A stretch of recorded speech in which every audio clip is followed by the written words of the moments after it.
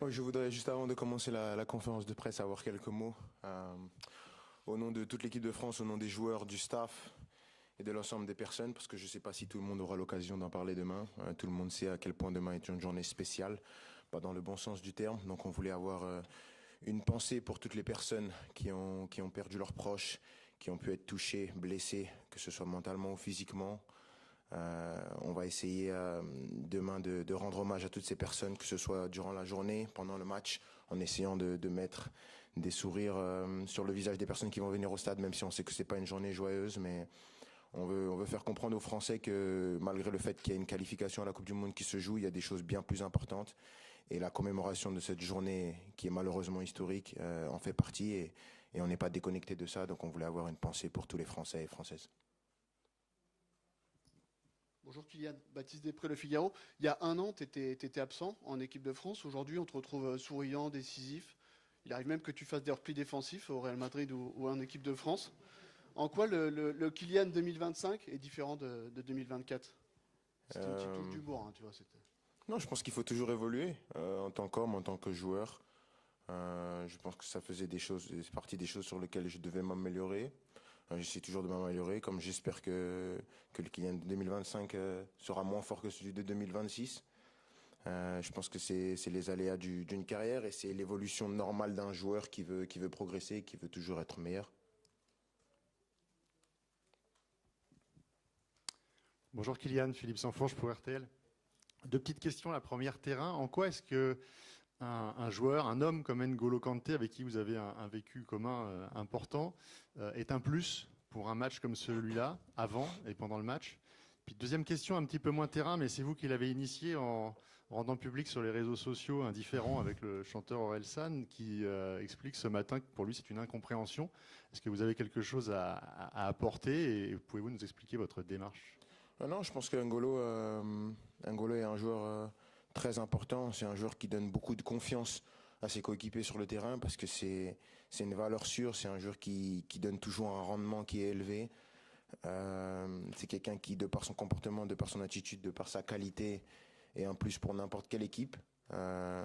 Aujourd'hui, on le voit revenir. On sait qu'il est très content d'être avec nous et nous, on l'est encore plus parce que c'est un joueur toujours d'une grande qualité et qui amène en plus cette expérience dans un groupe qui est quand même vachement jeune malgré qu'il soit qualitatif. Donc pour nous, ça va être un plus et on espère qu'il va être performant comme il l'a toujours été en équipe de France. Et la deuxième question, rien à dire. Ça m'intéresse pas. Bonjour Kylian, Dominique Sérac, le Parisien. Ryan Cherki était déjà fort à Lyon, il est aussi très très fort à City, peut-être même plus fort. Qu'est-ce qui t'épate chez lui? Tu le connais depuis longtemps? C'est un talent spécial. Pour moi, il a un don qu'il est en train d'exploiter, qu'il est en train de se mettre en marche pour exploiter au max ce don qu'il a, ce talent qui est inné et qui est très spectaculaire. C'est un garçon qui s'est très bien intégré dans le groupe, qui s'est très bien intégré à Manchester City, ce qui n'est pas facile. On voit qu'il a déjà créé une connexion spéciale avec ses coéquipiers, une connexion spéciale avec son numéro 9. Donc c'est quelque chose qui est extraordinaire pour lui. J'espère qu'il va continuer comme ça. Et en France, avec l'équipe de France, il a bien commencé quand il est arrivé avec nous en juin. Après, malheureusement pour lui, il a été blessé. Je pense que là, il a une occasion de pouvoir revenir. Je pense que c'est bien pour lui et j'espère qu'il va être aussi bon qu'il est à Manchester City parce que pour nous, ce sera top. Bonjour Kylian, Jean-François Perez au JDD. Est-ce qu'il y a l'idée dans la préparation de ce match d'un joker dimanche en Azerbaïdjan ou est-ce que vous êtes totalement focalisé sur le fait de gagner et de sceller la qualification dès demain soir? J'ai pas bien compris. Est-ce qu'il y a l'idée d'un joker, c'est-à-dire d'une contre-performance, d'un éventuel faux pas demain soir contre l'Ukraine? Non, voilà, c'est ça. C'était le sens de la question. Est-ce qu'il y a l'idée d'un joker ou est-ce que ça se plie demain soir tout de suite? Non. L'objectif, il est clair. Déjà, sans parler de la qualification, quand tu joues un match à domicile avec l'équipe nationale, t'envisages jamais de contre-performance. Encore plus comme une nation comme nous, comme la France, on veut toujours gagner. Qui plus est, il y a une pression supplémentaire parce qu'il y a la qualif au bout. Qui plus est, on a parlé avant d'une journée qui est importante, donc on va pas rajouter une chose et rendre les Français encore plus malheureux. Donc non, pour nous, il n'y a qu'une seule option, c'est la victoire. On se prépare pour ça.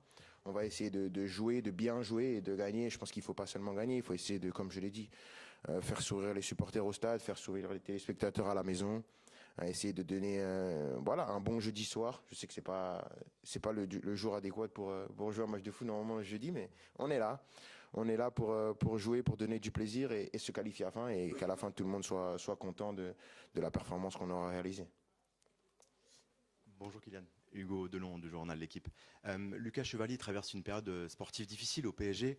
Il y a eu un événement extra-sportif avec ce fameux like gate. Il a liké et ensuite déliké de manière volontaire un live sur le RN qui était favorable au Rassemblement national. Est-ce que vous en avez parlé? Vous avez promu depuis des années des valeurs de tolérance. Est-ce que c'est quelque chose qui vous a marqué et vous êtes senti obligé d'aller voir Lucas pour lui en parler de cette situation? Et sportivement, comment vous jugez-vous son début de saison avec le PSG, vous, un club dans lequel il est toujours difficile de s'intégrer? Merci. Extra sportif, j'ai pas vu. Je savais pas, donc j'en ai pas parlé avec lui, mais je peux en parler avec lui après, il n'y a pas de souci. Mais sur le terrain, c'est normal. Je pense que c'est une évolution normale. Il arrive au Paris Saint-Germain. C'est le plus grand club de France, l'un des meilleurs clubs d'Europe. On va pas regarder ce que tu sais faire, parce que si tu es au PSG, c'est qu'on sait que tu sais le faire. On va regarder ce que tu fais pas. Donc il a eu des erreurs de parcours, je dirais, pas des erreurs bien graves, des erreurs de parcours qui amènent la vie d'un joueur du Paris Saint-Germain. Je pense qu'il doit juste comprendre dans quel club il est, qu'il y a une exigence qui est supérieure à Lille, tout le respect que j'ai pour Lille. Hein. Mais je pense qu'il va s'acclimater. Je pense que son club lui fait confiance, son coach lui fait confiance, ses coéquipiers lui font confiance. Donc c'est à lui de se mettre doucement et je pense que je me fais pas de soucis pour lui. Mais oui, le PSG, c'est l'étape d'au-dessus et c'est normal que parfois il y ait des difficultés. Je pense qu'il va s'en sortir et je crois qu'il a les qualités pour le faire. Bonjour Kylian, Louis Vix, Infosport Plus, Canal+. Vous en avez parlé en préambule, mais je reviens sur le contexte demain, les commémorations du 13 novembre. C'était il y a 10 ans, vous aviez 16 ans. Est-ce que vous pourriez nous raconter vos souvenirs, où est-ce que vous étiez, à quel point ça vous a marqué et à quel point ça va être particulier quand même de jouer un match de football à Paris 10 ans après? Merci. Moi j'étais à Monaco. Je regardais le match comme tout le monde. Et après, moi, j'ai eu les infos comme tout le monde. Je pense que ça a circulé très vite. Il y a eu aussi la peur parce que moi, c'était à côté de chez moi. À l'époque, mes parents étaient toujours à Bondy. Donc, on se dit, on ne sait pas ce qui se passe. On appelle les proches.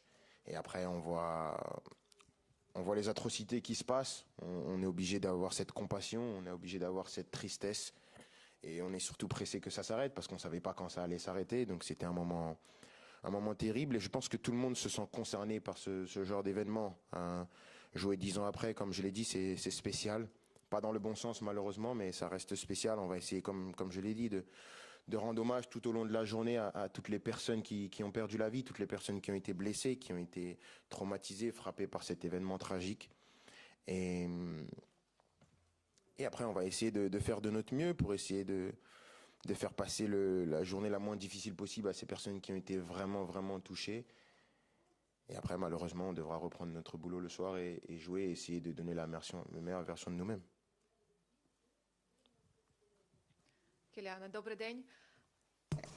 Kylian, bonjour, je vous salue.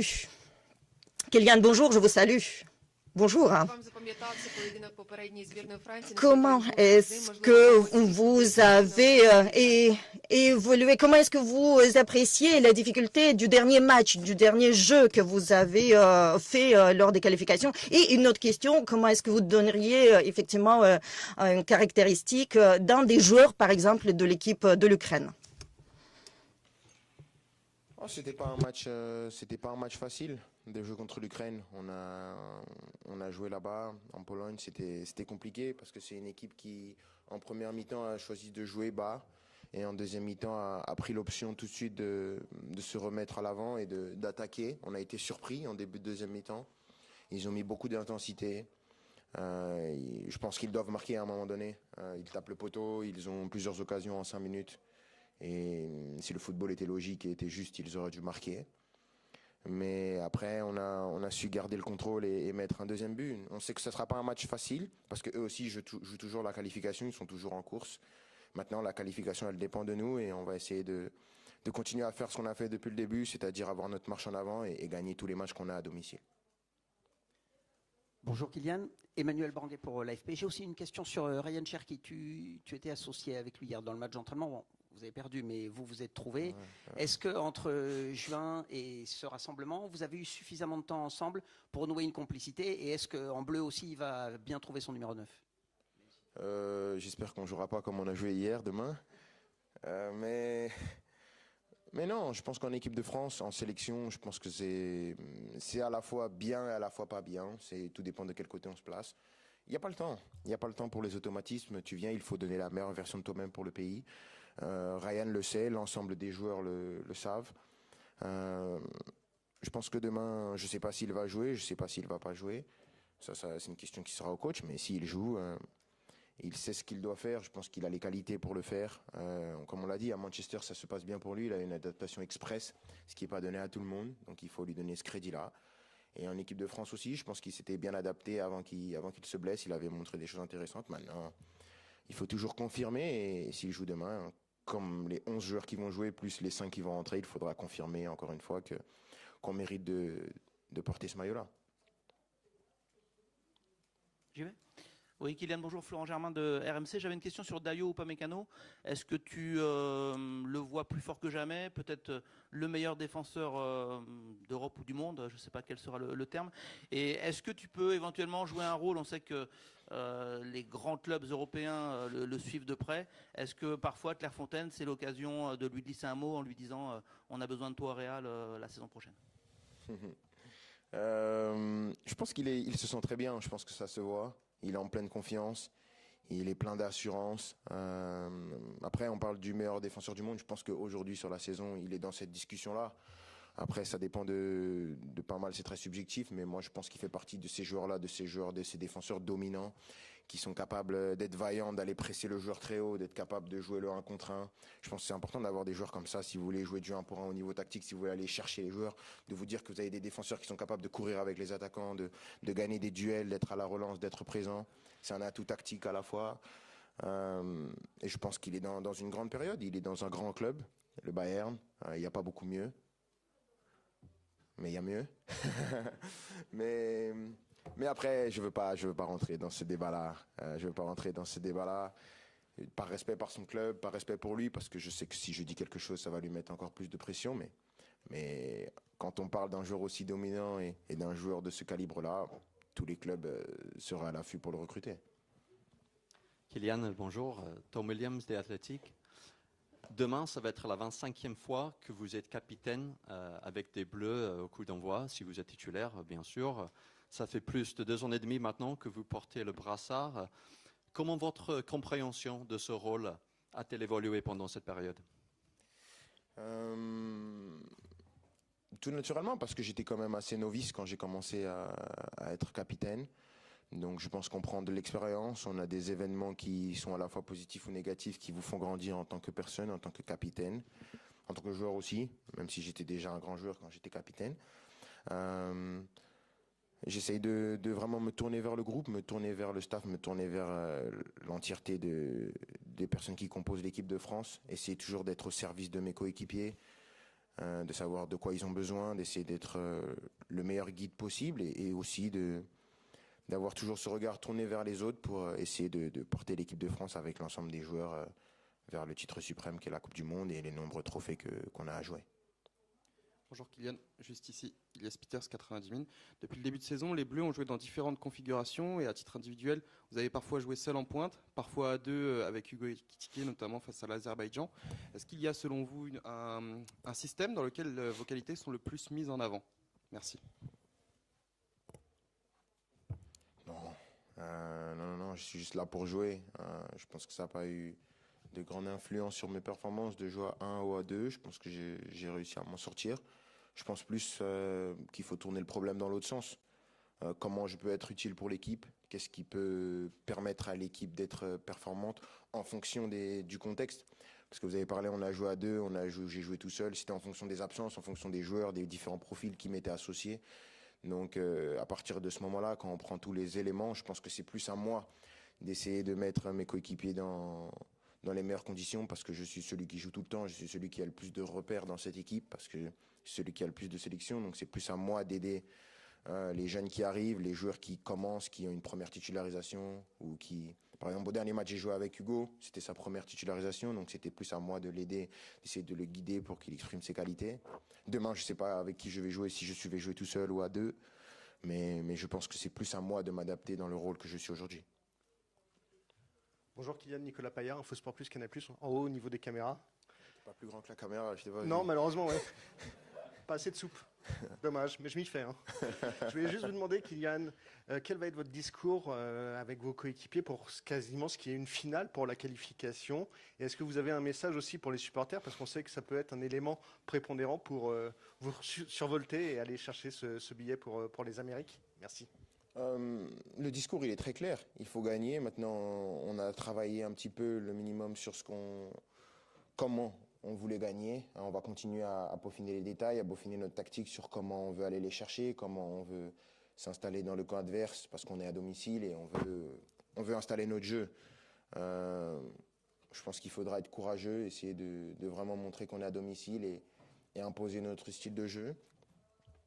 Et après, pour les supporters, bien sûr, c'est très important. On veut essayer de passer la meilleure soirée possible et on sait que pour passer la meilleure des soirées possibles, ce sera possible qu'avec un stade plein, qu'avec des gens qui seront derrière nous et avec nous qui faisons le boulot et donnons du plaisir aux gens. Donc j'espère que le stade sera plein, qu'il y aura une belle ambiance et que ça durera jusqu'à la fin du match et après même, parce que ça signifiera qu'on sera qualifié et qu'on aura tiré pour les États-Unis et ce sera une première étape de franchie.